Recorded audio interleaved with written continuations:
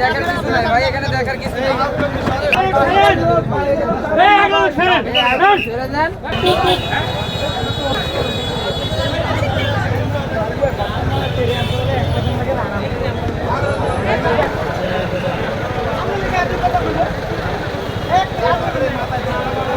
ইতিমধ্যে দেখেছেন যে পৌরসভার বিভিন্ন রাস্তায় যে অবৈধ দোকানপাট এবং অবৈধ যানবাহনের পার্কিং ছিল সেগুলোকে আমরা উচ্ছেদ করেছি এবং ধারাবাহিক এই উচ্ছেদের অংশ হিসাবে আজকে আমরা ভোলা পৌরসভার সদর রোড নামে যে পরিচিত সেই সদর রোডে যে অবৈধ যানবাহন পার্কিং করে রেখে মানুষের জন্য চলাচলে যে ব্যাঘাত সৃষ্টি করে সেই ব্যাঘাতটাকে অপসারণ করার জন্য অনেকগুলো যানবাহনকে আমরা জব্দ করেছি এবং জরিমানাও করা হয়েছে।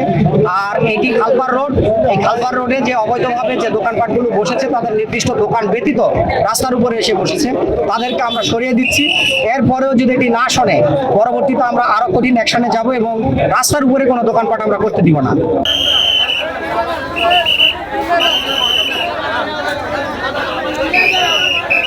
লং শটের দরকার নাই।